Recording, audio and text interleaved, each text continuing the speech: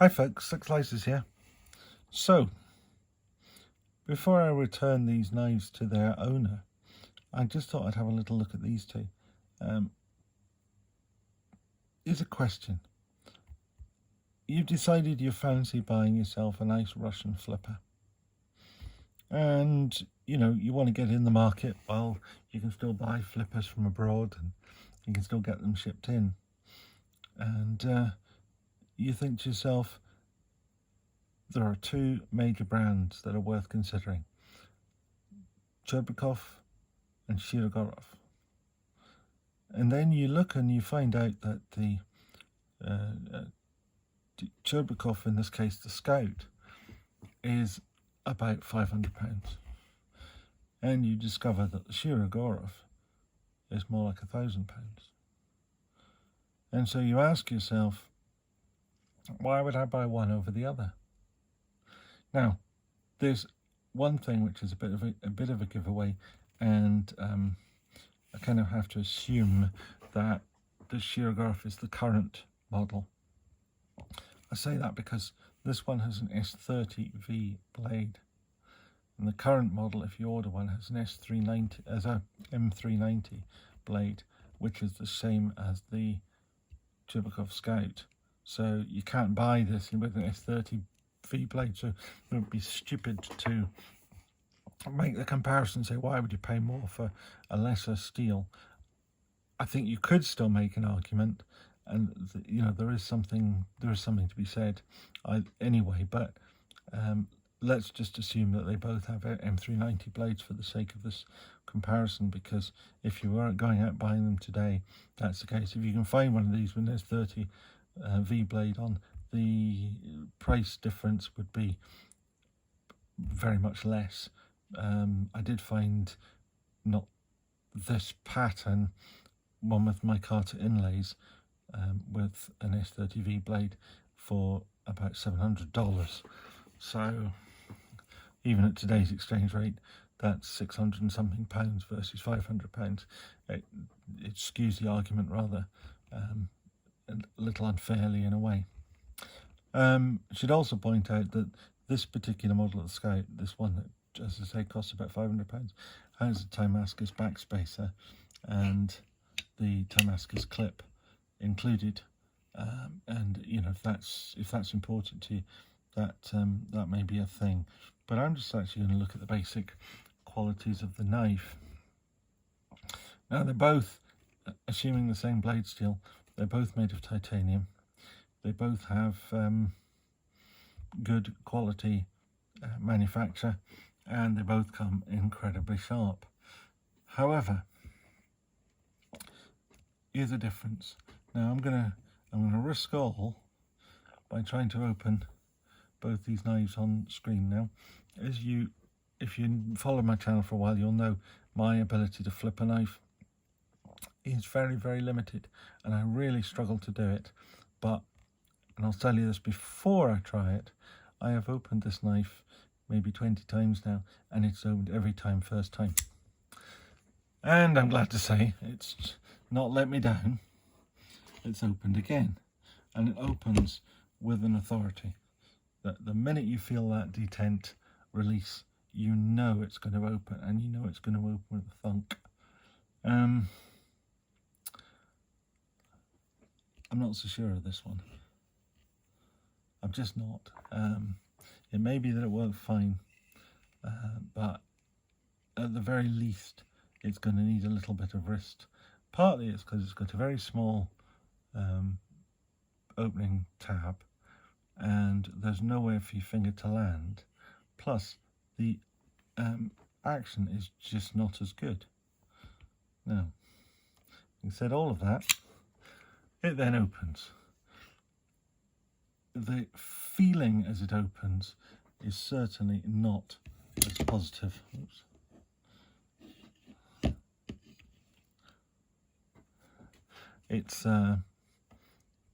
It just doesn't feel quite the same. But when you look at them together, they're very similar shapes.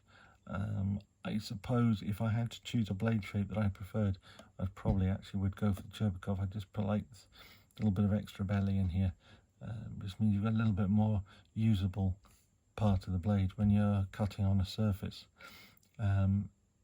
This one's just a little bit more pointy.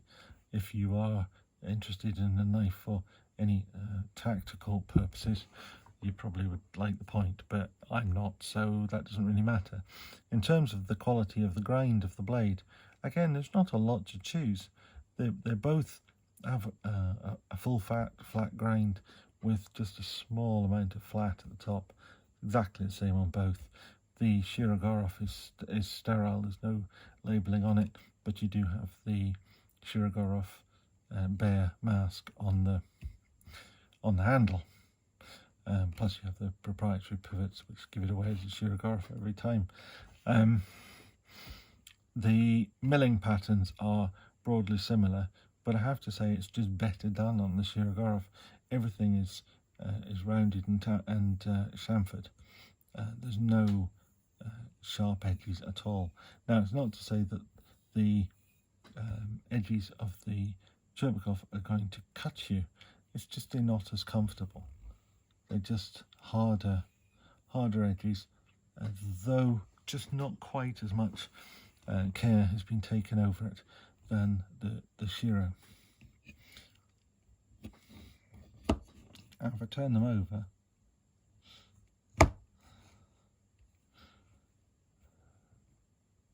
I think the Shiro, again, the cut line for the bar is just nicely finished along the edges.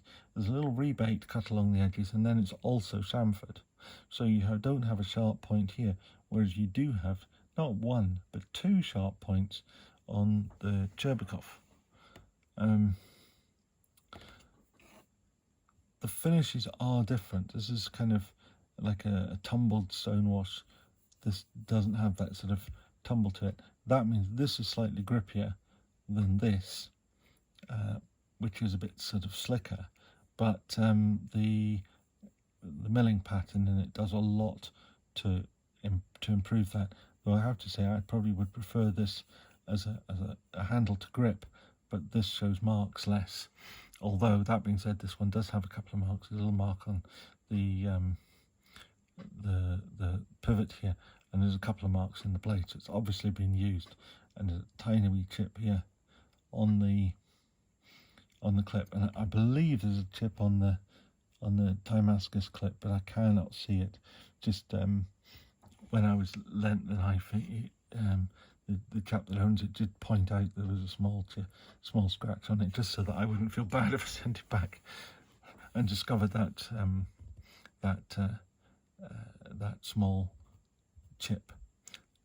Now, if we go back to the blades, in terms of the edges, the edge on the Shirogorov is much nicer finished. It's more even and it's smoother.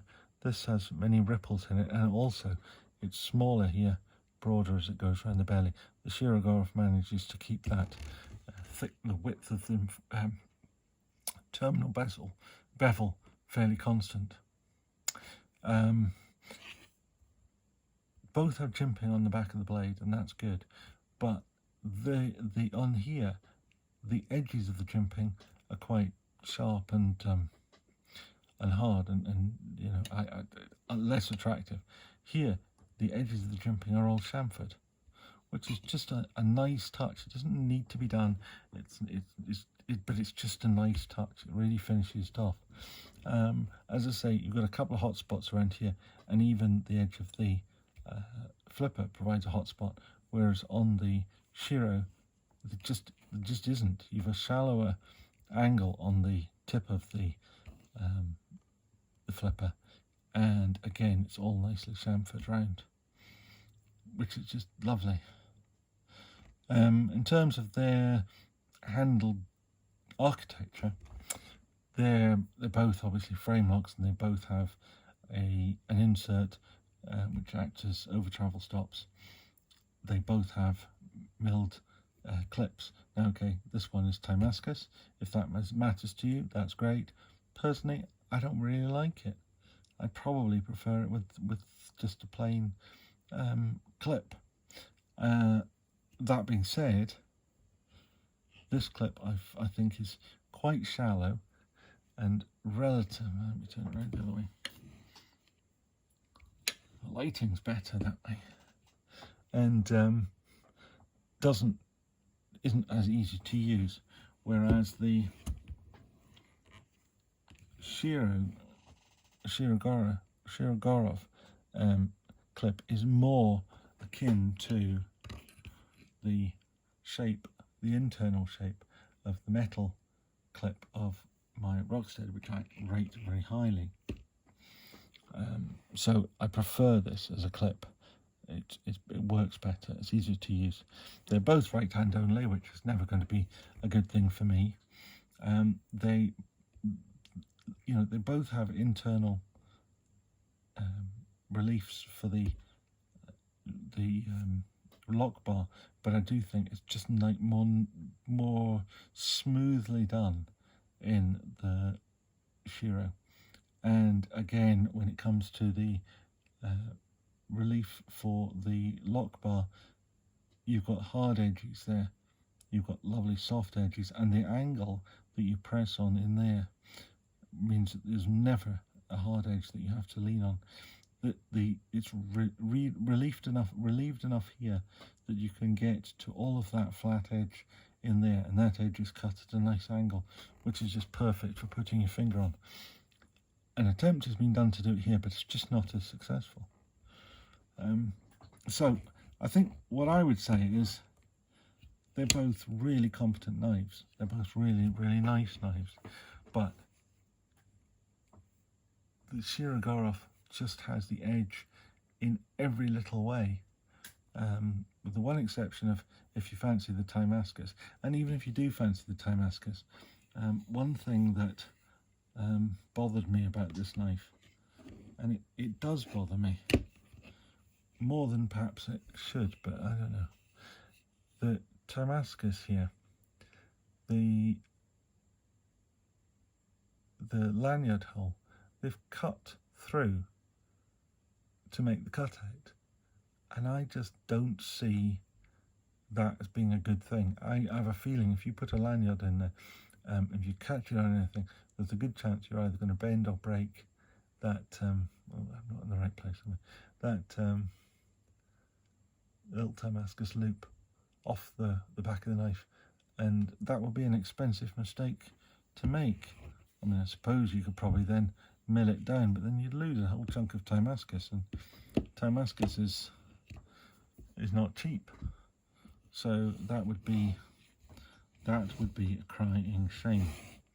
Right, so I'll leave it at that. I'll keep it short, but I have to say, if I was going to buy one of these knives, I would work very hard to see if I could find the money to get the to go for the Shirogorov. That being said, if I couldn't find the extra money, I'm not sure I wouldn't be in tears if I had to have the Cheburkov. But I do think every day, having seen them both, if I bought that one every day, I would think to myself, I wish I'd bought the Shiro. Anyway, I think that's enough of that. If you like this stuff, please give it a thumbs up, and if you want to see more of it, please remember to subscribe and remember to ring the bell if you want notifications. Thank you very much. Bye bye.